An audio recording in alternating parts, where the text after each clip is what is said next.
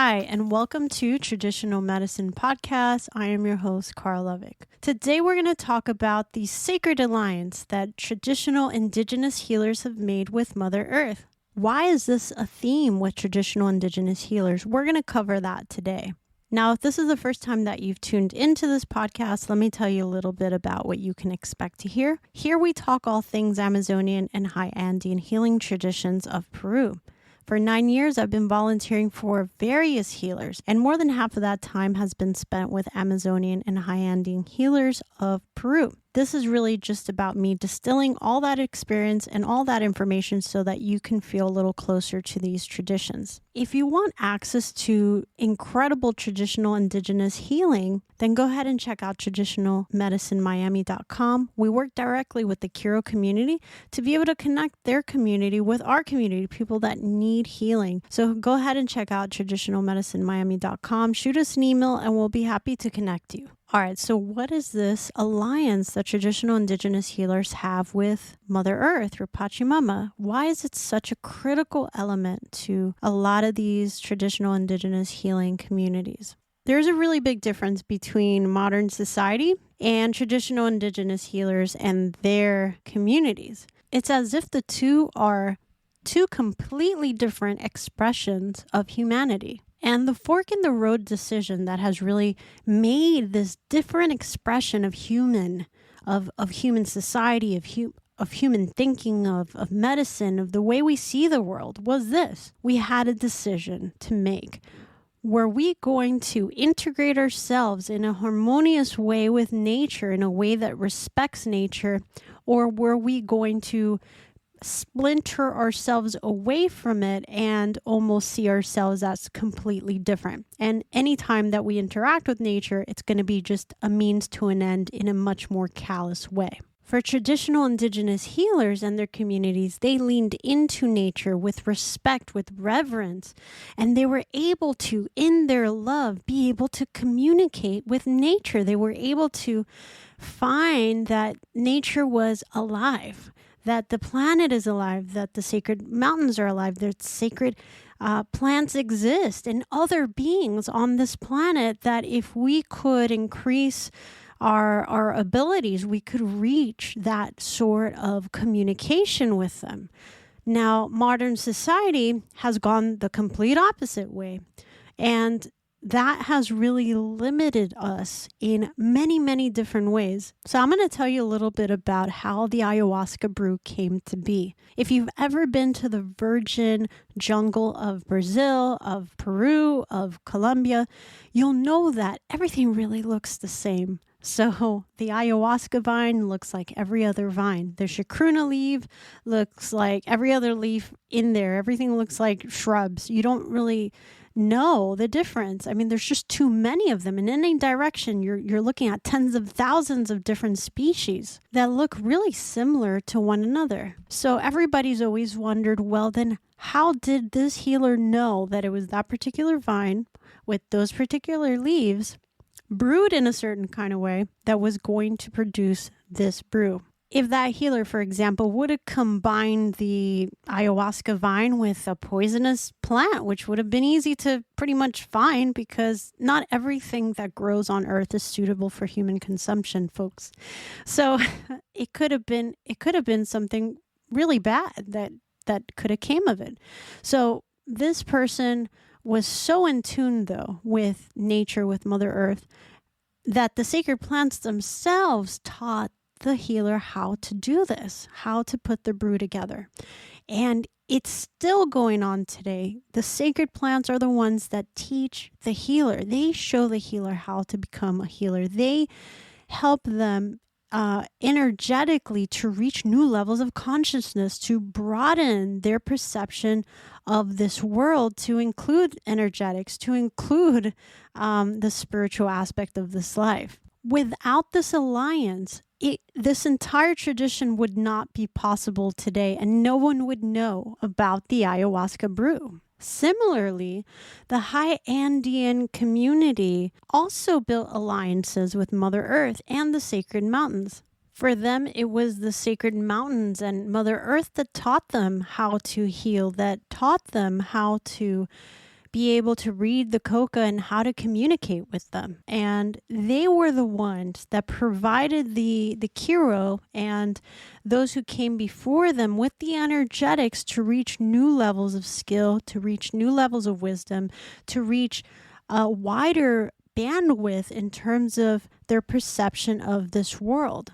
A lot of people write about the Kiro, for example, and say that the Kiro worship the earth, or that they worship the sun. And that is not correct. For the Kiro and for traditional indigenous healers and their communities, they have a wider scope of family. They don't limit it to humans only. They don't limit it to human interactions.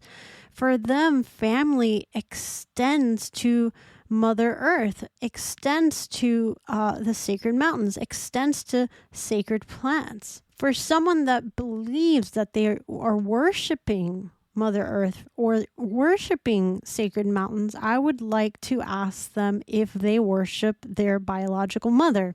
Assuming you had a healthy relationship with your mother gave of her body. She carried you. She allowed you to have the material you needed to manifest in collaboration with your father, of course, but she was the one that held you and protected you as your body was starting to manifest into this world. And when you were born, she gave you from her body the nutrition that you needed to survive. And she was able to take care of you. She gave you love, and you needed that to grow up into the person that you are today. It's a magical thing what your mother is. And of course, many of us love our mother. You may still ask your mother for advice because you care about what she has to say. You know that she's wiser. You know that she knows you better than everyone else knows you, so that she might be able to give you good advice. You ask that of her.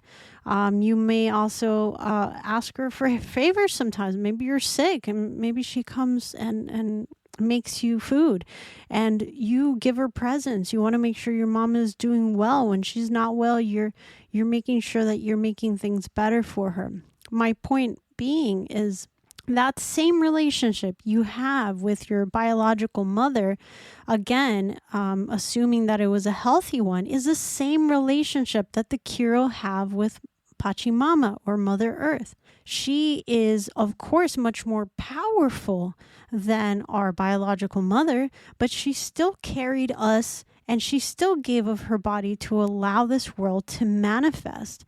And we continue to receive nutrition from her, even though we're not in the womb anymore, but she gives us water. She gives us, nutrition through food that she gives freely. She's never cut off the water. She's never said, you know what, you humans are really messing things up, I'm going to just shut off. She's never done that. She just continues to give. And as a Christian, I recognize that God, a great spirit or source, has entrusted us, the life of his children, to this mother, to Mother Earth, who had to be sacred, had to be divine, to have this kind of collaboration with God, with the source.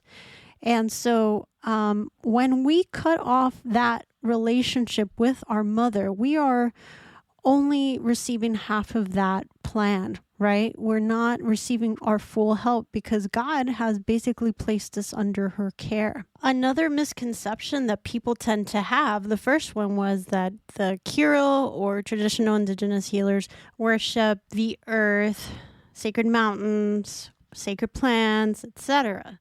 Yeah, and the other one is that the Kiro, for example, when they say that they are the children of the sun, that they worship the actual sun, and it's just not that way. I don't understand why we have such a cold way of looking at these traditions, and it seems like no one's ever actually dived into them to really find out what they're talking about. But when they say they are the children of the sun, as a Christian, I can relate to that because I have actually seen through premonitions a dream of a friend of mine who was going to pass away a month before. I had a dream where she was engulfed in this white, bright light. I mean, brighter than anything I've ever seen with my eyes. And it was like 10 million suns. And this light was engulfing her and transforming her body back into health. And I was holding my friend until I could no longer hold my friend because this bright light was so strong. This bright light, this is the children of the sun. They are not talking about the sun, although of course we cherish our sun, because without the sun we wouldn't be here. But that's not what they're talking about. Okay, we're talking about that sun, that bright light. That is, we are children of that sun. Okay, this spiritual sun, this eternal sun, and that's where we come from. That's where we return to. A lot of times, the Kiro, for example, or traditional indigenous healers will use elements of the earth or elements of the natural world in their spirituality. You'll see that they'll use these agricultural almost kind of symbols or things like this. But we use them too. For example, in Revelations 12, you could see that it says, when they were talking about the crowned blessed Virgin Mary in heaven, depicted as the woman clothed with the sun, with the moon under her feet, and on her head a crown of 12 stars. So when the Kiro and I talk about heavenly realms, they completely connect it with the moon, with the stars, and look at and with the sun. You even see it in the Bible. Maybe when I see heavenly realms, I could see clouds. Maybe it's a little bit different, but it's always kind of sort of similar. We're really talking about the same things. The only thing is, like, we have to just kind of drop this barrier that exists between us, between modern society, between traditional indigenous societies and healers. We're literally talking about the same things, and we need to start to collaborate. We need to see what we can learn from each other, because we're going to need each other moving forward. We're going to need to become more connected to the earth, to become the people that we need to become moving forward. So anyway, thank you so much for tuning in. I hope that you learned a little bit about the importance of our connection, of our birthright to this earth, to our family, all of our natural allies here on earth. These are our first kin. These are who we need to connect with. There's people that connect to the angels, connect to the saints and things like that. But I'll tell you something, no saint and no angel has ever given me as much as Mother Earth has. I know where she stands.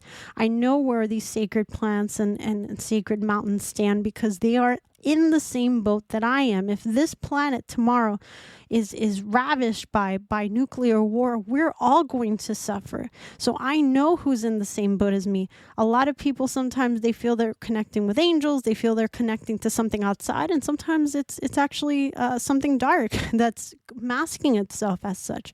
So after thousands and thousands of years of connecting with Mother Earth, these traditional indigenous healers have paved the path to communicating to them, to a path back to our place here on this earth.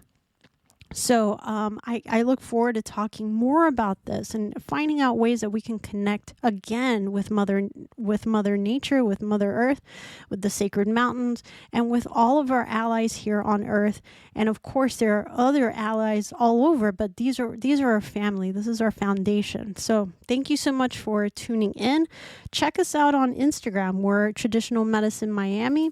And if you want maybe a personal coca reading, or if maybe you want some healing from the Kiro, go ahead and check out traditionalmedicinemiami.com and shoot us an email. We'll be happy to connect you. Thank you so much. I hope you're having a great night or day wherever you are, and I look forward to speaking with you soon.